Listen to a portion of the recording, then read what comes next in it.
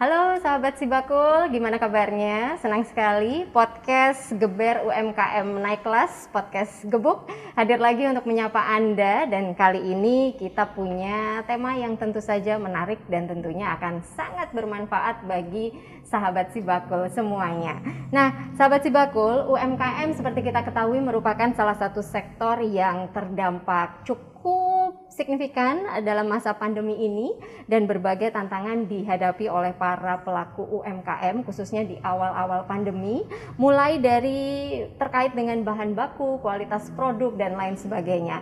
Namun tentunya salah satu tantangan terbesar yang dihadapi UMKM adalah terkait dengan pemasaran. Kemana UMKM harus memasarkan produk-produknya khususnya dalam situasi pandemi yang masih berlangsung hingga saat ini. Nah, untuk itu pemerintah dan berbagai pihak tentunya sudah melakukan atau mengambil kebijakan-kebijakan, melakukan strategi-strategi untuk mendorong atau membantu meningkatkan pemasaran bagi produk UMKM sekaligus juga meningkatkan omset UMKM sendiri. Nah, salah satu programnya adalah onboarding UMKM melalui sistem belanja langsung pemerintah. Untuk itu saat ini di Galeri PLUT, Galeri Pusat Layanan Usaha Terpadu yang terletak di Kantor Dinas Koperasi dan UKM Daerah Istimewa Yogyakarta, telah hadir 3 narasumber kita yang akan berbincang mengenai topik yang satu ini. Yang pertama beliau adalah Bapak Hifni Muhammad Nasik SEMBA, anggota Komisi A DPRD Daerah Istimewa Yogyakarta. Selamat datang di Galeri PLUT, Pak Hifni. Datang ya. Kabar baik, sehat selalu. Alhamdulillah sehat ya. Baik, dan yang kedua telah hadir juga Kepala Biro Pengembangan Infrastruktur Wilayah dan Pembiayaan Pembangunan Setda Daerah Istimewa Yogyakarta, Bapak Bambang Widyo Satmo. Pak Bambang, sugeng rawuh Pak Bambang. Semangat selalu, semangat selalu, sehat selalu. Amin. Baik, dan tentu saja dari Dinas Koperasi dan UKM Daerah Istimewa Yogyakarta saat ini telah hadir Bapak Wisnu Hermawan, Kabid Layanan Kewirausahaan. Pak Wisnu, ini nggak selamat datang ya, karena ini rumahnya Pak Wisnu begitu ya. Wilujeng siang, Mbak. Wilujeng siang Pak Wisnu. Baik, mengenai UMKM di Yogyakarta, mungkin yang pertama saya ke Pak Bambang terlebih dahulu, Pak Bambang. Pak Bambang, kalau melihat potensi UMKM di daerah istimewa Yogyakarta ini, bagaimana Pak Bambang? Kaitannya dengan perekonomian di daerah istimewa Yogyakarta dan seterusnya, potensinya seberapa besar sebetulnya Pak Bambang? Mungkin pertanyaan itu nanti ya lebih tepatnya ke Pak Wisnu ya untuk potret itu. Tapi yang jelas dari kami ini selaku pintu dari market ke pemerintah dari UMKM ini sekarang ini sudah dibuka ruang yang cukup besar sehingga potensi-potensi yang ada ini saya kira bisa didorong secara maksimal dan optimal agar supaya interaksi antara serapan dari kebutuhan pemerintah sendiri terhadap UMKM ini nanti bisa terfasilitasi secara optimal. Jadi tinggal bagaimana kita mendorong dari keberadaan UMKM ini nanti itu bisa mengikuti regulasi-regulasi yang sudah dibangun oleh pemerintah dengan segala kemudahan-kemudahannya yang saat ini sudah mulai didorong. Mungkin di awalnya adalah itu. Baik. Dan tentunya dari pemerintah daerah istimewa Yogyakarta sendiri berkomitmen sangat kuat untuk mendorong UMKM ini supaya berkembang, naik kelas dan. Jadi mungkin saya tambahkan begini, sesuai dengan arahan dari pusat bahwa alokasi belanja daerah itu memang ditargetkan sampai 40% itu untuk belanja di UKM. 40% ya Pak ya? Baik. Memang didorong ke sana, biarpun ini secara bertahap itu nanti akan bisa terimplementasi sehingga ruang dan peluang tadi saya kira perlu dipersiapkan untuk menangkapnya. Baik, 40% alokasi belanja diarahkan untuk UMKM dan ini merupakan peluang yang luar biasa bagi para pelaku UMKM di daerah istimewa Yogyakarta. Baik, kalau dari Pak Hifni dari DPRD sendiri, bagaimana komitmennya untuk mendorong kebijakan-kebijakan atau strategi yang diambil oleh pemerintah melalui dinas-dinas terkait dalam pengembangan UMKM ini? Tentu sekarang ini di situasi yang pandemi ya kita masih PPKM juga, tentu memang terkait dengan pemasaran UKM ya. Memang kita juga yang ada di DPRD DIY sebenarnya ingin untuk segera beberapa pemasaran-pemasaran ini bisa lebih diluaskan lagi dengan mungkin nanti secara perlahan juga membuka ruang-ruang publik, membuka pariwisata juga. Ini sudah mulai pendidikan sudah mulai dibuka, harapannya itu cukup untuk menambah pemasaran dari UKM di Yogyakarta, karena memang itu menjadi lahan dari pemasaran UKM. Juga kita yang dari DPRD DIY juga tentu mendorong agar lebih terciptanya sebuah pemasaran dengan basis digital ya. Jadi dengan basis digital itu bisa menjangkau pemasaran yang lebih luas dan juga bisa meningkatkan dari penjualan ya. Juga kita yang ada di DPRD DIY ada program-program terkait dengan digital marketing. Baik. Juga pemasaran online, pemasaran digital itu kita sudah memulai khususnya untuk pemuda-pemuda, tidak hanya pemuda juga ya, tidak hanya pemuda, kita berikan program-program itu harapannya untuk lebih memberikan pemahaman dan juga memberikan ilmu terkait pemasaran digital yang memang sekarang ini sudah tidak mungkin bisa kita hindari terkait pemasaran digital. Itu untuk meningkatkan penjualan, meningkatkan produktivitas dari UKM itu. Baik, Pak Wisnu, ini tentunya juga hal-hal yang sudah dilakukan oleh Dinas Koperasi dan UMKM begitu ya Pak ya. Tapi mungkin Pak Wisnu bisa memberikan penjelasan lagi sekiranya program-program unggulan apa sih yang dimiliki oleh Dinas Koperasi dan UKM untuk khususnya dalam membantu pengembangan UKM dan pemasaran produk-produknya, Pak. Oh iya, di matur nuwun Mbak. Jadi saya akan bicara fakta dulu. Jadi kalau data UMKM yang ada di DIY ini yang terdaftar di Sibagul ini ada 302 ribuan. 302 ribu UMKM di seluruh DIY. Jadi kita menjaring selama 2 tahun terakhir ini, sejak Sibagul dari 40.000 hingga 300, dan datanya ini bergerak terus. Jadi artinya bergerak ini hampir tiap hari ada saja UMKM yang ber-NIK atau ber-KTP DIY ini mendaftar, punya pelaku usaha. Dan data ini ternyata lebih besar dari angkanya BPS. Kalau BPS dari sensus itu sekitar 275.000. Nah, yang saya nggak tahu kok di versi online Sibagul ini sekitar 300 dan naik terus. Ya. Basisnya memang NIK. Ketika UMKM NIK-nya di luar Jogja, dia akan ter-delete dengan otomatis karena link dengan Dukcapil di Sibagul kami. Nah, dari data di Sibagul, UMKM itu bisa memberikan input atas kondisi tata kelola usahanya. Dia bisa menginput, ada banyak pilihan, kondisi aspek produksi, aspek SDM, kelembagaan, keuangan, IT, dan pasar. Jadi ada 6 aspek, nanti ada jejaring laba-labanya.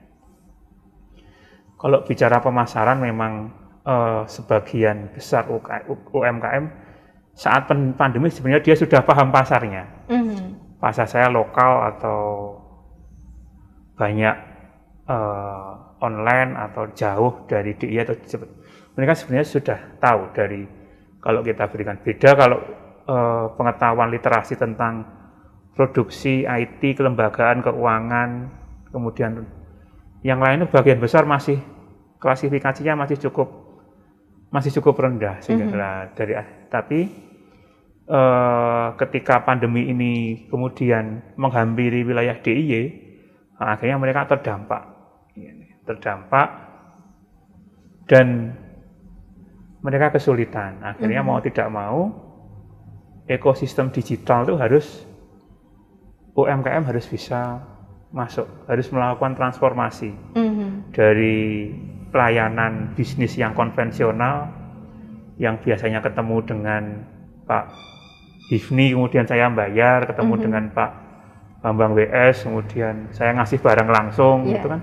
Sekarang tidak, modelnya tidak seperti itu. Jadi sekarang model-model online, model-model yang memerlukan transaksi itu tidak harus dilakukan secara langsung, bahkan uang itu juga cashless gitu ya Pak. Cashless istilahnya, sehingga kemudian ada layanan QRIS, perbankan sekarang gencar-gencarnya QRIS dan kita support terkait hal itu. Dan kemudian si Bakul datang memfasilitasi aspek pemasarannya. Jadi kita membantu program-program pemasaran produk UMKM melalui si Bakul. UMKM bisa mendaftar, kemudian kita akan melakukan kurasi terhadap produk-produk UMKM yang ada di si Bakul. Jadi tidak semua lolos Mbak, ada yang macam-macam, ada yang UMKM yang lucu-lucu, karena ritmenya dinamis. Jadi seumpama UMKM dia jualan sayur, kita kan memastikan ketika layanan online itu ada foto yang jelas, produknya apa. Iya, betul. Ada UMKM yang praktis, jadi yang difoto bukan sayurnya per jenis, tapi rombong sayurnya. Ini menjadi catatan. Kemudian saat kita melaksanakan skema ini, ada UMKM yang belum paham logika bisnis ini online. Ketika kita saya pesen beli nasi kuning, mestinya kan nasi kuningnya diantar oleh ojek online. Tapi UMKM-nya datang sendiri ke dinas, tergopoh-gopoh. Itu loh kan yang datang bukan Bapak harusnya. Tapi kan Bapak pesan. Nah, ini yang kemudian literasi terkait IT bisnis ini tidak semudah yang dibayangkan. Kemudian wilayah-wilayah Nyon Sewu, yang kedua, problem kedua adalah wilayah-wilayah Jogja lantai 2.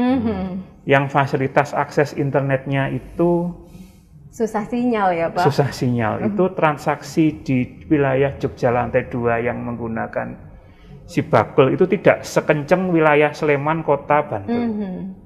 Di Kulon Progo, Gunung Kidul, saya belum pernah menemui ada transaksi di Ngelipar. Saya belum pernah menemui ada transaksi di Girusubo, Tepus, kemudian Rongkop, katakanlah seperti itu. Di Ngelanggeran belum. Tapi mungkin di Wonosari, di Patok itu ada. Tapi kemudian kita buat strategi. Ada nggak sih armada yang bisa menjangkau di sana? Ternyata kita kemudian gandeng teman-teman PT Pos. Nah, jadi kemudian sedikit naik, yang Kulon Progo itu sudah mulai ada mulai transaksi dari Kokap, itu ada. Padahal wilayah gunung itu ada beberapa transaksi dari Ngelipar, ada beberapa transaksi yang daerah pegunungan itu kemudian solusinya jadi dia harus turun dulu ke Jawa Tengah. Jadi ketika kita deteksi kok ada transaksi UMKM di Jawa Tengah, ternyata itu ketika kita konfirmasi dia susah sinyal, dia dapat Gojek itu ketika harus turun lewat dulu, Magelang dulu, melewati harus di Klaten dulu. Ya ini kita kemudian sedikit memberikan tidak apa-apa kalau gitu, tapi kita jangan sampai kemudian itu Jawa Tengah dilayani kepada itu UMKM kita karena di daerahnya tidak ada sinyal sehingga sampai segitunya. Iya. Padahal yang aspek keempat, regulasi terkait ini kan sekarang pemerintah sedang gencar-gencarnya pro UMKM. Dari pusat aja ada Undang-Undang Cipta Kerja. Dari versi kami dari Kemenkop ini, yang itu ada PP 7 2021 tentang pelindungan, kemudahan dan pembinaan UMKM. Di situ tuh keperpihakan pemerintah terkait pemberdayaan UMKM sangat kuat sekali. Pada aspek apa? Tadi Pak Bambang sudah menjelaskan. 40% porsi PBJ itu minimal harus untuk UMKM. Ya. Kemitraan antara perusahaan besar dan perusahaan kecil pun di UMKM. Bahkan untuk PBJ pun perusahaan besar yang bisa bermitra dengan UMKM dapat nilai khusus mungkin Pak Bambang seperti ada pos, bahkan badan usaha BUMN itu harus memprioritaskan untuk agar ketika ada belanja-belanja di dalamnya itu kemudian melibatkan UMKM. Nah, ini menjadi bahkan tidak itu juga, semua fasilitas umum itu harus memprioritaskan porsi berapa persen wilayahnya itu untuk alokasi UMKM. Baik, Nah, baik. di kami di Bandara Jia itu kita ada 1.500 meter persegi, kita ada galeri untuk memajang produk-produk UMKM. Dan itu galeri itu disediakan secara gratis begitu Pak Gratis, ya untuk gratis, para ya. pelaku UMKM. Jadi kompensasi dari Angkasa Pura kepada kami, oke lah, harus ada bisa mempromosikan. Memang produknya harus premium, Mbak. Premium. Melalui kurasi itu tadi ya iya, Pak ya. Go Green, agak spesifik yang di sana itu. Go Green, kemudian sudah ada sertifikatnya, ada PIRT-nya halal, dan ini menjadi sense kami untuk kemudian untuk terus semangat. Dan beberapa produk yang mungkin yang bisa tampil di sana bisa dilihat di sini sebenarnya. Di galeri plus Iya, di ini galeri ya, meskipun tidak semua, lebih lengkap di sana. lebih lengkap yang di sana. Jadi nanti kalau Mbak nanti bisa Ya. mau kemana itu bisa Mampir jualan. ke Karena tempatnya sangat galeri eksklusif UMKM. sekali di terminal kedatangan. Baik, 1.500 meter persegi ya Iya, Pak. di Ini sana. cukup besar dan tentunya sebagai wadah untuk teman-teman pelaku UMKM di DIY untuk bisa memasarkan produk-produknya. Tadi Pak Wisnu sudah memberikan penjelasan banyak sekali strategi-strategi yang sudah diupayakan khususnya oleh Dinas Koperasi dan UKM DIY untuk membantu memasarkan produk-produk UMKM DIY meskipun kadang-kadang ada kendala. Kendalanya tadi terkait infrastruktur khususnya itu ya Pak ya, karena kita sekarang mau ke digital tapi semuanya perlu internet tentunya, tapi infrastruktur di beberapa wilayah di daerah istimewa Yogyakarta masih belum memadai begitu. Jadi memang dinas tidak bisa sendiri ketika melakukan pemasaran. Kita harus menggandeng marketplace yang ada. Karena marketplace kan juga punya standar sendiri-sendiri. Nyun sewu, saya bilang, katakanlah Gojek, Grab, Pos itu juga jadi sebuah marketplace juga. Mereka punya ekosistem yang harus kita hormati. Oh, kalau mau daftar Gojek itu harus jelas posisinya, harus jelas warungnya, orangnya, rekeningnya. Lah itu sebenarnya ketika UMKM bisa kita arahkan masuk ke situ, mereka sudah naik kelas sebenarnya, karena bisa masuk ekosistem digital yang sebenarnya itu menjadi sebuah kebutuhan saat ini. Iya. Dan nilai plusnya lagi kalau daftarnya lewat Cibakul, tidak ada ketentuan harus menaikkan harga di atas 20%, karena ini menjadi komitmen antara kami dengan UMKM yang difasilitasi oleh perusahaan jasa transportasi ini membantu pemasaran saat pandemi ini. Baik, kolaborasi yang luar biasa ya Pak Wisnu ya. Pak Bambang, kalau melihat kolaborasi yang seperti ini, lalu dari pemerintah sendiri, dan tadi ada kendala-kendala begitu ya Pak yang masih dihadapi khususnya dalam membantu pemasaran produk-produk UMKM. Nah ini ke depan pemerintah daerah istimewa Yogyakarta sendiri sudah menyiapkan apa ini Pak? Iya, baik. Untuk sebuah layanan pengadaan melalui ekosistem digital tadi, saya kira memang jaringan menjadi hal utama, infrastruktur jaringan. Saya kira itu nanti teman-teman dari Kominfo juga bisa akan support ke sana. Tapi hal lain yang paling penting sebenarnya bagaimana memberikan edukasi kepada masyarakat segala hal yang terkait dengan ekosistem ini. Tadi juga disampaikan Pak Wisnu juga bahwa ada hal yang berbeda nih antara konvensional dengan digital ini, baik dari sisi perilaku maupun kalau kita bicara speed ya, bicara speed, karena di dalam transaksi digital ini semua akan dituntut cepat dan lain sebagainya. Kemudian informasi yang tersampaikan di dalam merchant marketplace itu sendiri, saya kira ini juga perlu edukasi juga.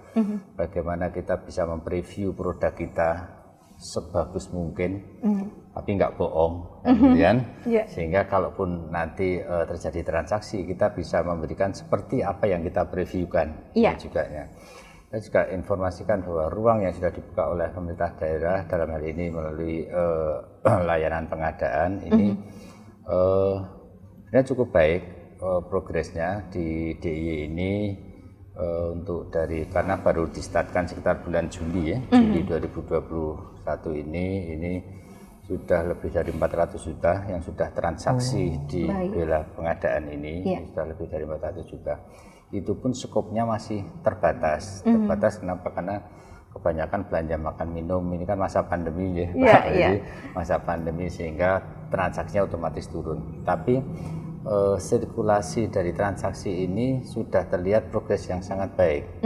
Artinya kedepannya dengan jumlah merchant yang semakin banyak, karena ini juga kita mendorong sekarang tarik sebanyak-banyaknya merchant agar supaya bisa menjadi bagian dari ekosistem transaksi ini. Kemudian kita juga mendorong dari pemerintah daerah kepada seluruh OPD kalau mau belanja makan minum, belanja ATK dan sebagainya, lewatlah sistem ini, sehingga kita juga sama-sama menekan atau mengurangi belanja-belanja yang sifatnya belanja konvensional. Karena sudah juga dilakukan evaluasi, komparasi antara belanja konvensional dengan belanja yang digital ini, artinya dari tingkat efisiensinya dan lain sebagainya. Dan yang jelas ruang ini akan mempercepat besarnya populasi tadi yang disampaikan Pak Wisnu tadi, peningkatan bagaimana jumlah tidak hanya nilai transaksinya, tapi jumlah pelaku yang bertransaksi. Karena kalau transaksinya besar tapi orang itu aja kan sama aja juga. Betul, Pak. Tapi bagaimana populasi ini bisa tersebar ke sana. Saya kira mungkin itu yang sekarang didorong bersama pemerintah daerah. Baik. Dan ini masih akan terus dilanjutkan untuk kedepannya, bahwa belanja langsung pemerintah dialokasikan 40% untuk UMKM begitu. Baik, kami akan segera kembali masih dalam podcast Gebuk Geber UKM Naik Kelas.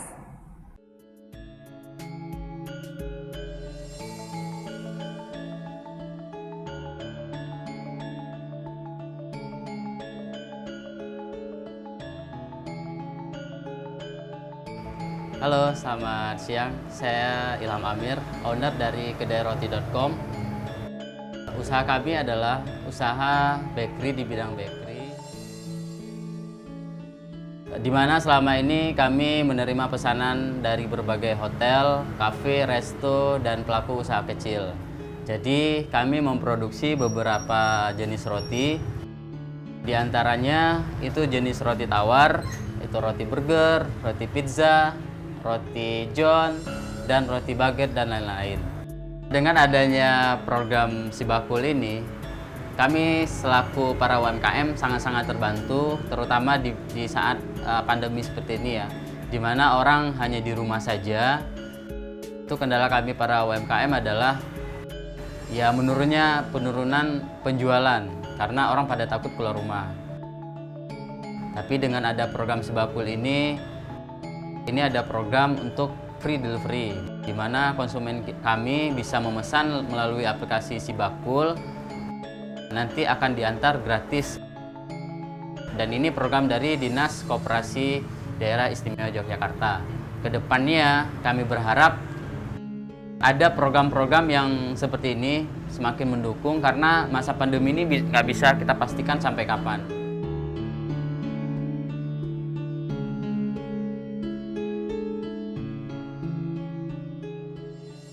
Terima kasih sahabat Sibakul, masih dalam podcast Gebuk Geber UMKM Naik Kelas, dan kita masih berbicara mengenai onboarding UMKM melalui sistem belanja langsung pemerintah bersama dengan Bapak Hifni Muhammad, Komisi A DPRD DIY, Bapak Bambang Widyosatmo dari Setda DIY, dan juga Pak Wisnu Hermawan dari Dinas Koperasi dan UKM DIY.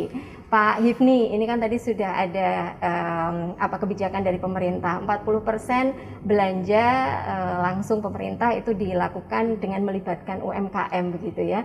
Nah, ini bagaimana pendapat dari Dewan sendiri? Saya rasa ini sebuah gebrakan dan juga strategi yang sangat baik sekali ya. Jadi bisa mendukung UMKM ini untuk tumbuh dan tentu untuk naik kelas. Dan memang di tengah pandemi kita masih membahas, karena ini situasinya masih pandemi, memang juga UKM menjadi salah satu penopang juga ekonomi ya. Sehingga dengan adanya sebuah dorongan dukungan untuk UMKM itu lebih-lebih tadi disampaikan ada 40% untuk belanja ya, itu harapannya bisa menjadi ketahanan bagi UMKM, dan juga UMKM itu menjadi ketahanan dari ekonomi di Indonesia ini atau di Jogja khususnya ya. Dan tadi juga banyak disampaikan oleh Pak Wisnu juga Pak Bambang memang terkait dengan infrastruktur yang memang harus dipersiapkan ya Pak ya. Kami yang ada di Komisi A juga kebetulan bermitra juga dengan Diskominfo, kita juga memang mendorong agar selalu ditambah untuk titik-titik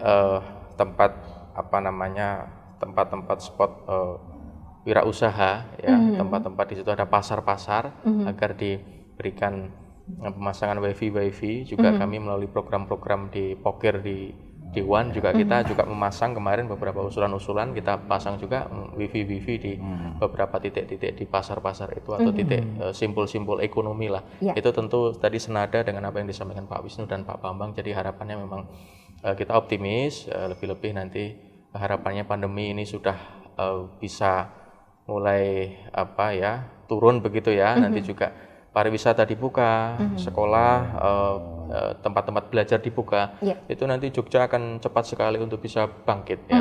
Gitu. Jadi didorong dengan itu, dan marketing digital, pemerintah daerah, Dewan juga bersinergi, insya Allah kita bisa menjadi lebih kuat dan naik kelas. Baik. Pak Wisnu, ini kalau teman-teman pelaku UMKM ini kalau mau ini mungkin agak teknis begitu ya, tapi kalau mau terlibat dalam atau gabung dalam ini onboarding UMKM untuk pengadaan pemerintah ini, ada kriterianya nggak sih Pak, atau ada syarat-syaratnya nggak sih bagi pelaku UMKM yang seperti apa yang bisa gabung di program ini begitu? Iya, jadi kemarin kita sudah koordinasi dengan tempatnya Pak Bambang ini terkait dengan Sibela, program Sibela. Jadi ekosistem yang yang bermitra dengan Sibela itu ada M-Base dan Grab. Sebenarnya kan ada Gojek juga, tapi yang mendekat yang bisa kolaborasikan di mereka berdua. Beberapa waktu yang lalu kita fokus kepada UMKM yang di Mamin dan ATK ya Pak. Jadi kita kumpulkan UMKM kita di Mitra Sibagul atau UMKM yang sebenarnya sudah menjadi punya pasar, punya market dari pemerintah daerah ini. Kita kumpulkan di sini, jadi kita jadwal untuk mendaftar ke ekosistem dua perusahaan jasa ini ya. Kan mereka sudah ada kerjasama dengan LKPP ya, ada M-Base dan Grab ini. Tapi meskipun pada kemarin ini sudah kita berikan sosialisasi dan kita fasilitasi pendaftaran secara daring maupun offline, itu kita tetap membuka layanan UMKM yang mau bergabung di M-Base dan Grab di Dinas Koperasi. Baik. Iya, kita ada layanan di samping di gedung, dan layanan itu tidak terbatas untuk pendaftaran Sibela saja sebenarnya. Tapi juga kita fasilitasi UMKM yang mau mendaftar di Sibagul, yang mau mendapat legalitas usahanya, itu kita ajari. Bahkan kita printkan Mbak, jadi di sini itu. Jadi kita tinggal datang aja langsung gitu, nggak masalah ya Pak? Jadi kita juga mensupport teman-teman yang ada di DPPM, meskipun sebenarnya pendaftaran itu kan bisa online. Tapi karakter UMKM kan beragam sekali. Ada yang bingung, itu kan kita dampingi di sini, dan kita tidak sendirian. Jadi kita bermitra dengan mahasiswa PKL. Jadi kita ajari mahasiswa PKL selama PKL untuk kemudian bisa memberikan fasilitasi bantuan bagi UMKM. Makanya di sini ramai Mbak tiap hari itu. Apa saja yang dibutuhkan UMKM, mulai suruh nyoba produk, mau daftar ini, daftar itu, NIB, ada tanya paket bantuan, nah itu di sini banyak sekali. Selama pandemi ini tiba-tiba Dinas Koperasi ramai. Jadi ramai, ya. Kami pun sempat waktu awal-awal karena ada tuntutan seperti ini pernah tidak WFH, itu harus meskipun statusnya WFH tapi tiap hari WFO karena layanan ini ternyata sangat dibutuhkan. Iya. Dan ini kita terkait dengan MBase sama Grab ini memang ternyata dalam perjalanan tadi kan sudah disampaikan sudah mencapai 400 juta meskipun ini sebenarnya belum ideal karena kondisi PPKM kemarin yang rapat-rapat di OPD itu menjadi sangat berkurang sekali. Meskipun demikian tadi saya mengamini Pak Bambang bahwasanya layanan UMKM yang ketika bergabung dalam ekosistem digital itu harus benar-benar prima karena konsumen itu punya hak untuk kemudian memberikan nilai atau penilaian. Kalau saya mau membeli nasi goreng Bu Ek gitu, karena saya akan melihat skornya itu tinggi atau tidak. Kalau katakanlah di salah satu jasa ojek online itu saya akan lihat reviewnya. Reviewnya itu di atas 4,7 atau 4,5 atau berapa. Kalau hanya di bawah 4,5 itu pasti biasanya lah. Makanya pernah kita ada komplain dari OPD itu kalau sebenarnya layanannya cepat, cuma ketika pesan nasi goreng untuk rapat itu yang datang bukan tidak dipakai dus, pakai kertas minyak dikareti seperti itu lah. Ini kemudian wah kok seperti ini lah, ini kemudian ini menjadi catatan bagi kami dan juga mungkin dari UMKM juga ketika dia masuk ekosistem ke belanja pemerintah, mestinya standar-standar layanannya itu harus sama dengan foto kalau versinya Pak Bambang, foto yang ditawarkan gitu kan. Mungkin fotonya kan piringan gitu kan, kita tidak pakai dus lah itu nanti kan. Tapi memang nanti yang rugi UMKM-nya sendiri karena ketika semua serba digital, netizen ini berkuasa sekali. Betul. Gitu. Dan netizen itu kalau ngomong kan tidak ada sopan santunnya atau belak-belakan karena ketika saya nulis itu tidak ada sekat-sekat sungkan atau seperti apa saja. Kalau sebagai netizen di depan HP itu kalau kadang emosi ya emosi, ya itu mungkin yang dirasakan oleh netizen mungkin seperti sehingga omongannya ngawur seperti itu ya. Ya bukan yang ngawur ya, tapi ya ini menjadi catatan kita. Sisi lain dari dunia online, dunia digital itu memang kemudian respect atau tidaknya itu bisa disampaikan secara langsung dan ini menjadi catatan yang harus diperhatikan kepada UMKM maupun jadi jasa perusahaannya ini harus dia responnya seperti apa. Baik. Quality control tentunya dan juga mungkin inovasi-inovasi karena mungkin saat ini dengan dunia digital yang seperti ini kompetisi pemainnya juga semakin banyak, jadi hal-hal itu mungkin perlu menjadi catatan bagi para UMKM ini sendiri begitu ya. Nah Pak Hifni ini kalau melihat tadi seperti dijelaskan Pak Wisnu ya macam-macam gitu ya, ada yang UMKM yang sudah paham sekali harus bagaimana untuk bermain di era digital seperti sekarang ini, tapi ada juga yang katakanlah belum terlalu melek IT begitu ya. Nah ini bagaimana ini, dorongan seperti apa yang kira-kira bisa kita berikan? Ya memang ini masih menjadi PR kita, tugas kita bersama bahwa mungkin memang perlu digalakkan Pak Wisnu terkait dengan pelatihan-pelatihan kepada para pelaku UKM ataupun calon pelaku UKM begitu ya, baik pelatihan digital, pelatihan kewirausahaan ataupun pelatihan pemasaran itu menurut saya penting sekali untuk digalakkan juga melalui program-program dari dinas tentu kan pasti ada itu, sehingga porsinya mungkin perlu ditambah Pak Wisnu ke depan sehingga ini UKM menjadi sebuah sektor yang penting saya kira ke depan karena situasi sekarang ini, sehingga kita sama-sama merasa memiliki UKM di Yogyakarta ini, di DIY ini, sehingga kita merasa kayak memiliki sebuah tanggung jawab untuk membesarkan UMKM di DIY, sehingga dengan pelatihan-pelatihan yang diberikan dengan porsi yang lebih banyak dan juga mungkin dengan metode-metode pelatihan baik digital, pemasarannya yang lebih advance begitu, lebih maju. Dan juga mungkin ada teknik tersendiri, mungkin klasifikasi bagaimana pemula tersendiri, kalau yang sudah advance sendiri itu, saya kira itu nanti akan bisa mempercepat pengetahuan dan juga transisi dari dunia konvensional ke digital. Dan tentunya tidak hanya kita fokus di digital ya, karena ada pemasaran-pemasaran yang konvensional yang juga itu memang juga perlu tetap kita perhatikan begitu. Jadi intinya dengan semua terkait dengan edukasi, Mbak. Edukasi pendidikan. Jadi pelatihan-pelatihan kita berikan, termasuk di DPRD DIY juga kami sering mengusulkan, kemarin juga sudah realisasi terus program-program yang terkait pelatihan untuk para pelaku usaha, sehingga itu agar diberikan pemahaman-pemahaman dan pengetahuan-pengetahuan yang lebih up to date untuk mereka bisa memahami sehingga bisa beradaptasi dengan kondisi itu. Bagaimana animonya Pak dari pelatihan-pelatihan yang telah diadakan ini?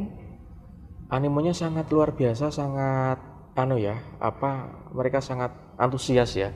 Jadi lebih-lebih sekarang ini ketika ada pelatihan wirausaha atau UMKM itu masyarakat ya, tidak hanya pelaku usaha juga masyarakat yang mungkin masih calon begitu ya. Itu juga mereka antusias, lebih-lebih yang ada di Kulon Progo karena saya dapilnya Kulon Progo.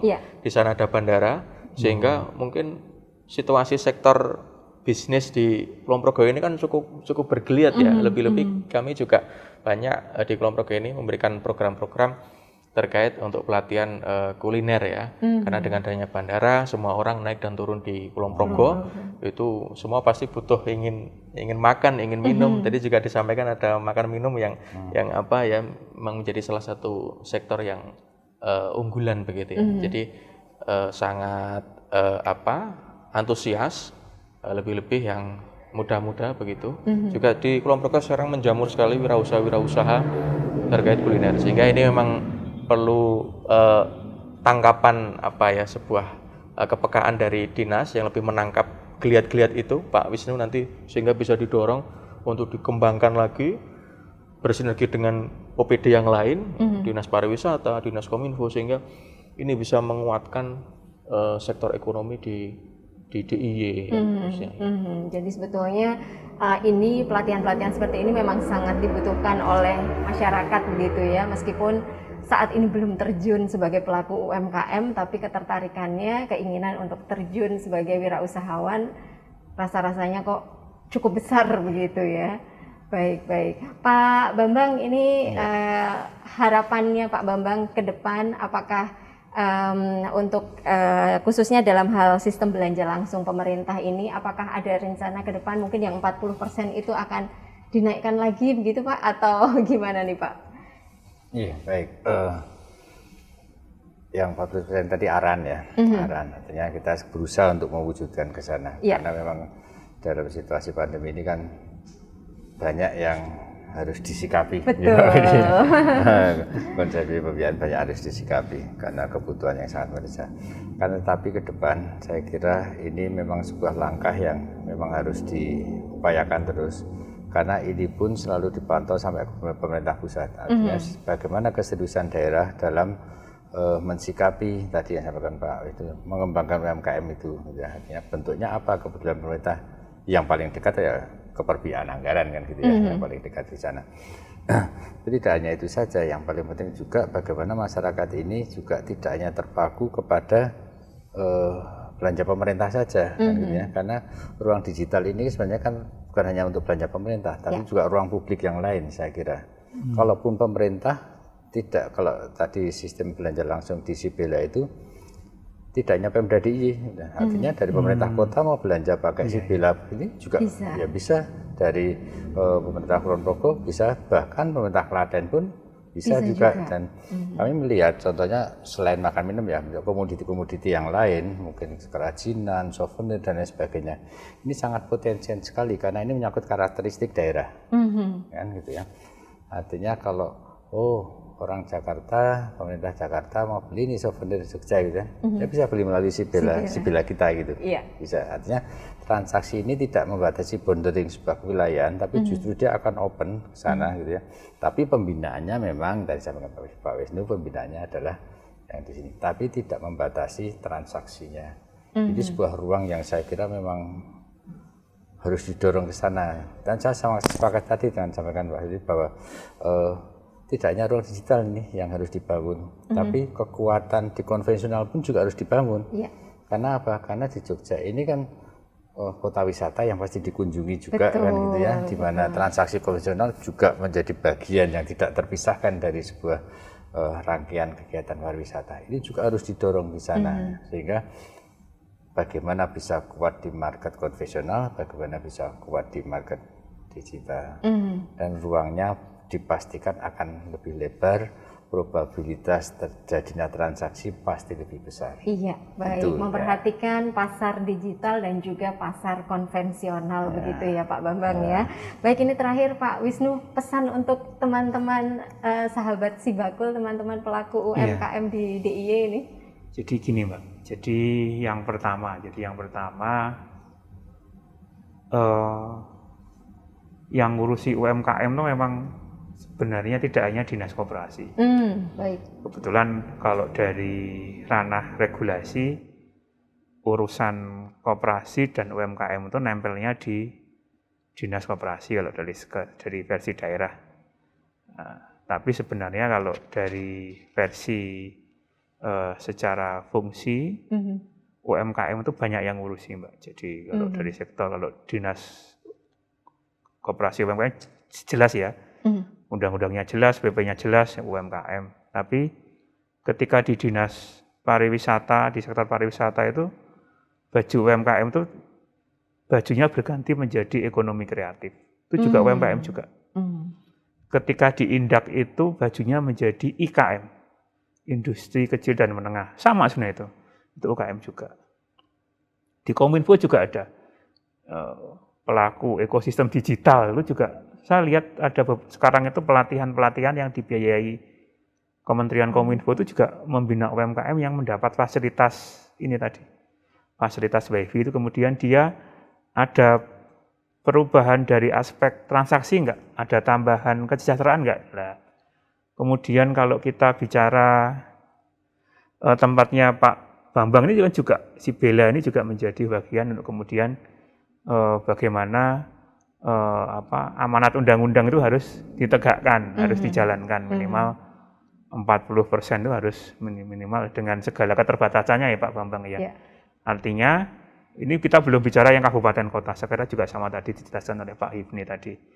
Nah, artinya sebenarnya share keperpihakan UMKM dan bentuk-bentuk layanan kepada UMKM itu sebenarnya banyak sekali. Bahkan kalau kita bicara pertanian itu bajunya jadi gawotan.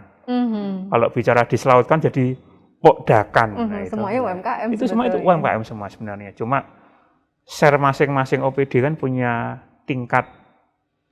Aku sebenarnya melatih lebih ke apanya ya, lebih ke produksinya atau lah ini yang menjadi catatan kita. Karena ketika saya mendalami skema pelatihan-pelatihan yang kepada UMKM kebanyakan itu kuat di manajemen pelatihannya tapi lemah pada aspek pendampingannya.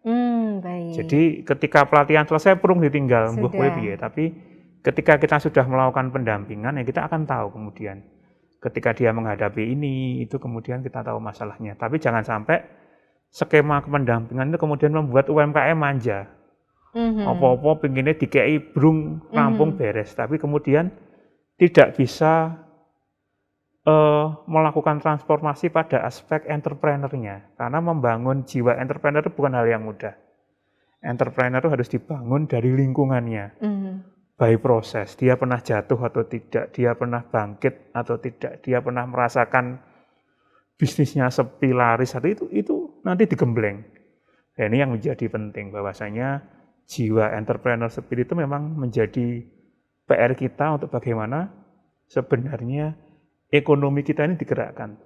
Jadi yang ketiga memang kalau dari aspek pelaku ekonomi, jumlah UMKM memang itu mendominasi di DIY ini. 80% pelaku ekonomi di Jogja ini UMKM. Tapi share-nya hanya 20%, tidak besar. Ini menjadi catatan kita. Kalau mereka tidak disupport dengan jiwa entrepreneur yang kuat, susah menaikkan 20% ini. Ini menjadi catatan bagi kami bahwasanya mestinya semua OPD ini kemudian yang punya keperpihakan terhadap UMKM juga melatih spirit entrepreneur ini yang menjadi persoalan. Dan ini bukan persoalan 1-2 tahun selesai, ini proses. Ya. Sejak masa pendidikan dasar, ketika kecil kita dibiasakan, lek kawe takai duit iki mbek tabung, mbek jajake, mbek dol, itu sebenarnya sudah ada pelatihan-pelatihan seperti itu dan kita pengen penjajakan ke arah situ. Baik. Jadi sejak SMK, karena kewenangan kami kan SMK, kita juga pengen memberikan pelatihan spirit entrepreneur kepada siswa SMK biar nanti ke depan ketika memasuki dunia kerja Siap. dia bisa membangun bisnisnya sendiri. Baik. Mengulangi stigma pengen jadi pegawai ikut. Ya nyon saya bisa jadi, ya mimpinya itu nggak jadi PNS terus. Tapi jadi entrepreneur yang sukses. Jadi ini bukan hal yang mudah. Baik, baik. Mungkin Jiwa itu, entrepreneurship yang harus digembleng terus dan tentunya ini teman-teman di Dinas Koperasi dan UKM bersinergi dengan OPD yang lain, dinas-dinas yang lain, instansi yang lain, termasuk juga dengan para anggota di Dewan dan di DPRD tentunya untuk terus bersinergi supaya UMKM naik kelas, UMKM naik omsetnya, UMKM produknya dan kualitas produknya juga semakin meningkat dan tentunya ini semuanya akan bermanfaat bagi kesejahteraan para pelaku UMKM dan secara umum juga bagi masyarakat di daerah istimewa Yogyakarta. Begitu Bapak-Bapak, terima kasih sekali atas kehadirannya di Galeri Plut di kantor Dinas Koperasi UMKM DIY dan tentunya untuk para sahabat Sibakul yang belum bergabung dengan Sibakul, ini para pelaku-pelaku usaha yang belum bergabung dengan Sibakul, Anda bisa bergabung, langsung saja akses sibakuljogja.jogjaprof.go.id. Ya, nanti Anda bisa mendapatkan berbagai macam informasi di sana dan selalu like dan subscribe YouTube Dinas Koperasi dan UKM Daerah Istimewa Yogyakarta karena ada juga banyak sekali konten-konten yang sangat bermanfaat untuk Anda semuanya para pelaku UMKM khususnya. Terima kasih, semoga tayangan ini bermanfaat. Saya Anastasia Desi, sampai jumpa di podcast Gebuk selanjutnya.